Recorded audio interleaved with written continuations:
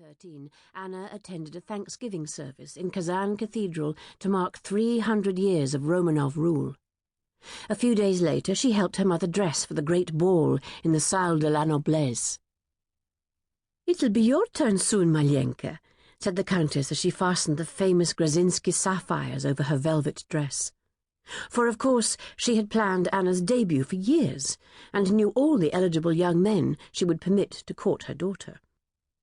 There was one more year of picnics in the birch forests, of skating parties and theatricals with Sergei and her host of friends. And then the Archduke Franz Ferdinand and his charming wife were assassinated at Sarajevo, and a world ended. Overnight, Fräulein Schneider became the enemy and had to be escorted to the Warsaw station under guard. Mademoiselle Leblanc also left to return to France. Miss Pinfold stayed. "God keep you safe, my little star," the Count whispered to Anna, holding her close. And he rode away down the Nevsky, looking splendid in his uniform of the Chevalier Guards. 3 months later he lay dead in a Prussian forest, and the flame that had burned in his daughter since her birth flickered and died. They carried on. The Countess organized soup kitchens and equipped a fleet of ambulances at her own expense.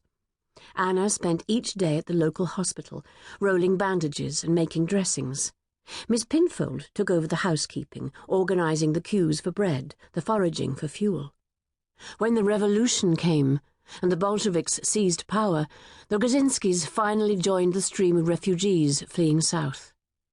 They had entrusted the bulk of their jewels to Nyanka, the Georgian wet nurse, who was sent ahead with a king's ransom in pearls, sapphires, and rubies hidden in her shabby luggage. The old woman never arrived at their rendezvous. They waited as long as they dared. Unable to believe she had betrayed them, they were eventually compelled to travel on. In March 1919 they reached Sebastopol, where Miss Pinfold produced from the pocket of her green, chill-proof knickers their last remaining diamond and persuaded the captain of a Greek trawler to take them to Constantinople. A month later, they reached England. "You cannot be a housemaid, Anna," said Miss Pinfold firmly. "It's out of the question." "Pinny, I must. It's the only job they had at the registry office. Mersham is a very beautiful house, I'm told, and it's in the country, so it'll be healthy. In any case, I cannot remain here, living on your hospitality." "Nonsense," said Pinny.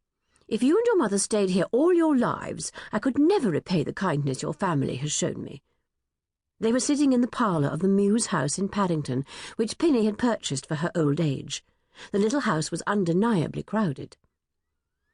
"It's all right for Mamma, Pinny. She isn't well, but I need to work." "I understand that, Anna, but not as a housemaid. There must be something else."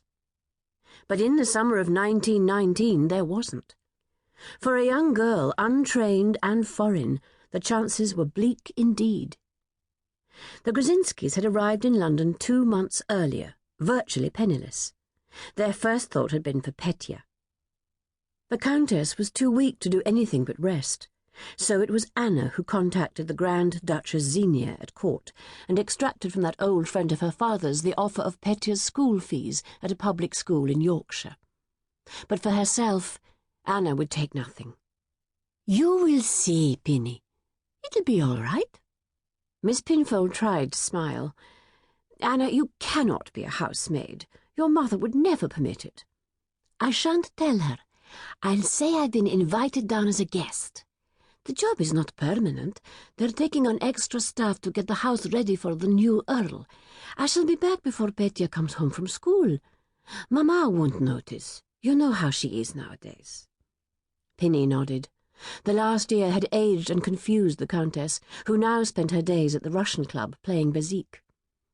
"You'd better keep it from Petya, too," said Pinny, "or he'll leave school at once and become an errand boy." "No, I certainly shan't tell Petya," said Anna, her face tender as always when she spoke of her brother. 3 days later, carrying a suitcase, Anna trudged up the avenue of limes towards Mersham, looking with pleasure at the rolling parkland with its